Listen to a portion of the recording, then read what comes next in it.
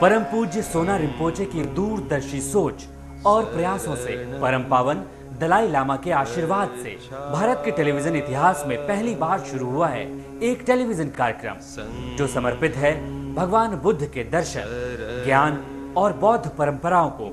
कार्यक्रम में दुनिया के तमाम बड़े बौद्ध धर्मगुरु, बौद्ध ज्योतिष शास्त्री रोज आप तक पहुंचा रहे हैं अमूल्य जानकारियां।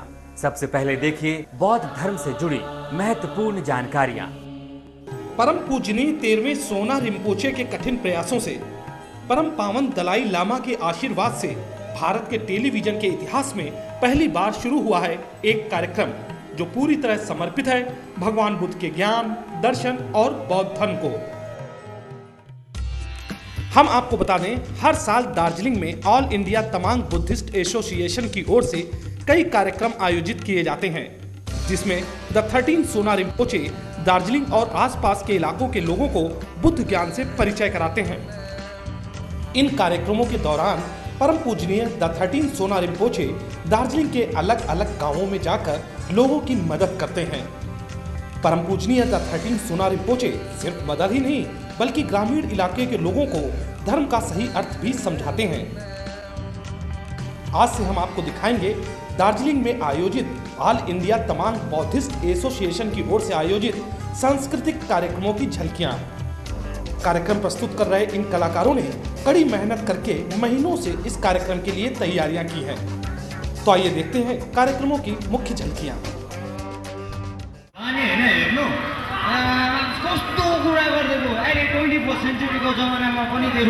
सेलो खेलेको कुरा अहिले त जमाना ऱ्यापको छ हो, ऱ्यापको यस्तो हो अनि कस्तो यस्तो यस्तो भनेको नि बुझ्दैनस् तैँले।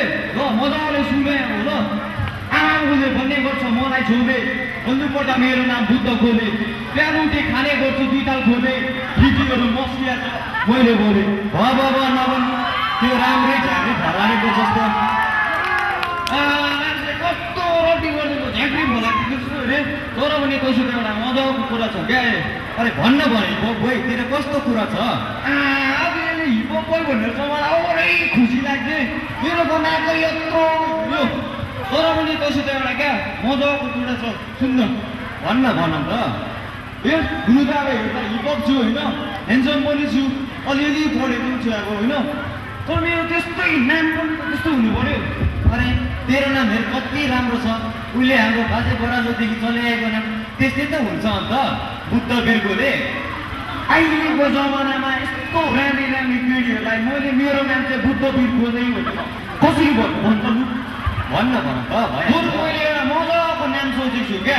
अरे कस्तो नाम छ हामी पनि सुनिदिउँ न अन्त। मैले सोचेको नाम चाहिँ मिस्टर ज्याक्सन बोले।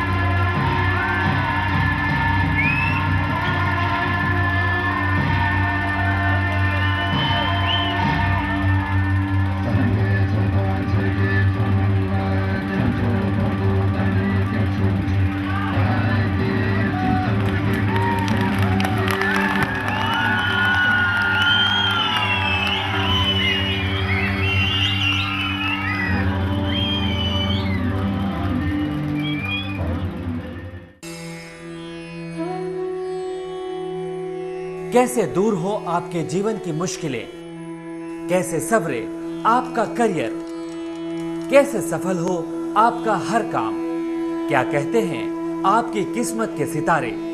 जानिए सटीक होने वाली बौद्ध भविष्यवाणियां।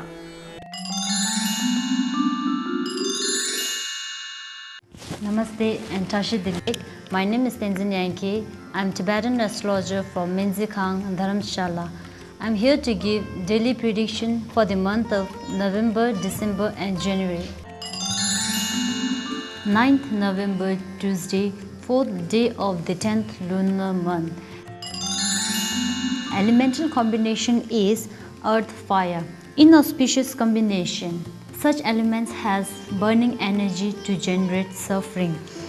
Mark Ginamko is there. Violent activities, especially taking part in physical fight, will not bring good result.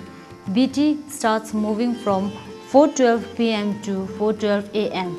Therefore, avoid undergoing surgery and Tarsek therapies like moxibustion, bloodletting, and golden needle therapy. Moreover, the Lord of Earth or Sada Simpu moves from east to west direction during 9 p.m. to till 4 a.m. in the morning. So, journey from east to west is not good. Bumtong or empty waste is at west direction, so avoid all important activities, especially funeral procession while facing west. Thank you and see you tomorrow at same time.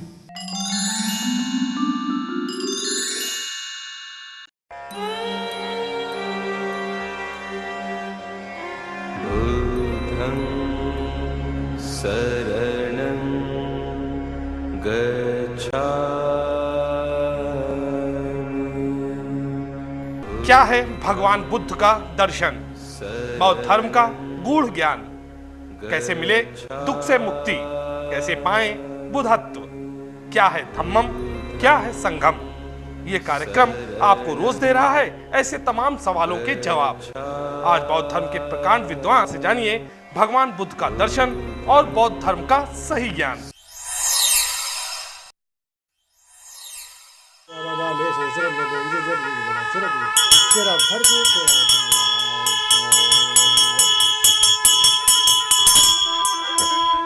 तारा देवी का अनुसरण और अनुचरण कीजिएगा।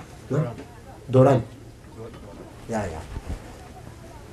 ओम मुनि मुनि महामुनि सोहा, ओम मुनि मुनि महामुनि सोहा, ओम मुनि मुनि महामुनि सोहा।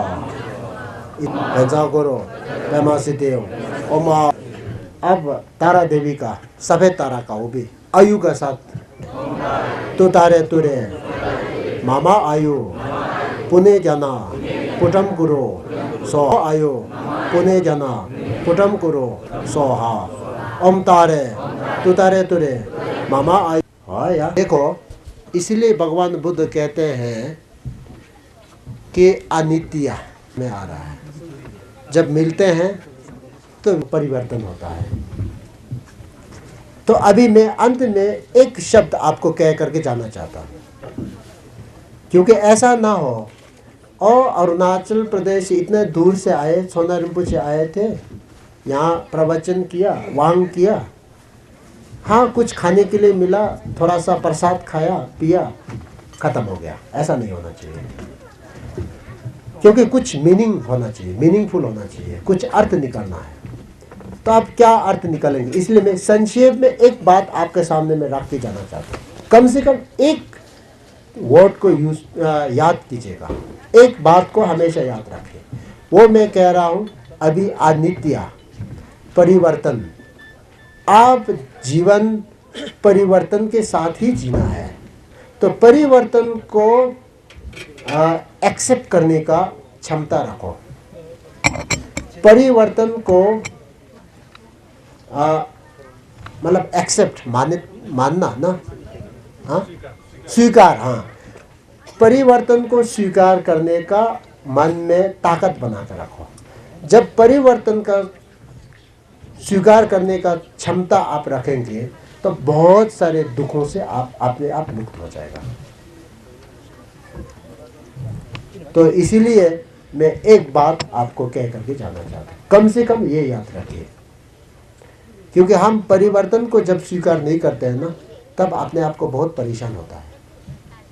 जैसे हम चाहते हैं बच्चे वैसे ही वो ग्रो नहीं करता है, जैसे हम चाहते हैं वैसे बच्चा मार्क्स लेके नहीं आता है, तो हम दुख हो जाता है, क्योंकि हम परिवर्तन को नहीं मानते हैं ना। तो अगर आप परिवर्तन को मानेंगे तो वो कुछ भी हो सकता है। अब जब किसी का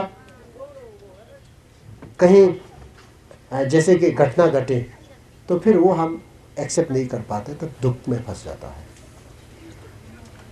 तो इसीलिए वो एक इस संसार का एक नियम है, वो परिवर्तन होना है।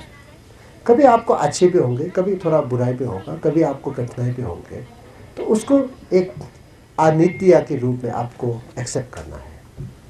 तब क्या होगा, जब आपको कभी दिन लॉटरी फंस जाए, तभी भी बहुत ज़्यादा एक्साइटेड नहीं होगा ना, क्योंकि ये तो परिवर्तन है, कभी कुछ होगा, ऐसा हो सकता है।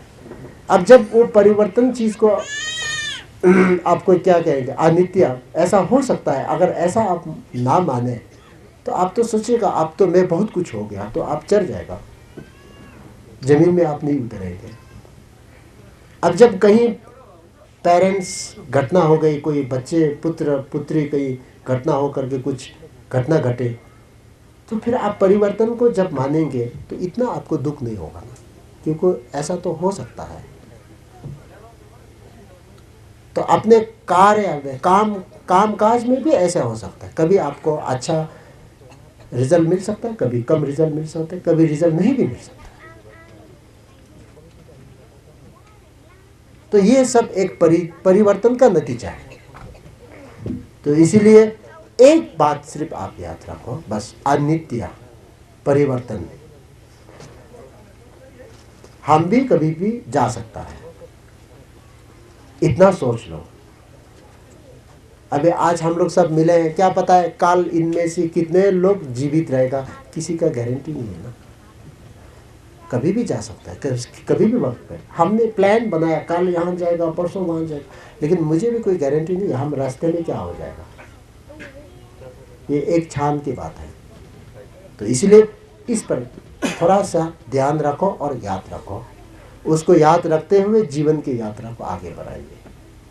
यही हमारे अंत में जो कम से कम एक बात याद रखने के लिए, क्योंकि कोई भी पूछे ना, एक छोटे छोटे बच्चे क्यों ना हो, रिम्पोचे आया क्या बोला, बोलने से एक बात याद रखो। रिम्पोचे ने बोला था नित्य नहीं है, अनित्य है। भगवान बुद्ध ने भी यही कहते हैं, हमारा दर्शन है अनित्य को मानना, तो उसमें परिवर्तन होते रहता है, नित्य कुछ नहीं है, अनित्य है, कुछ भी हो सकता है।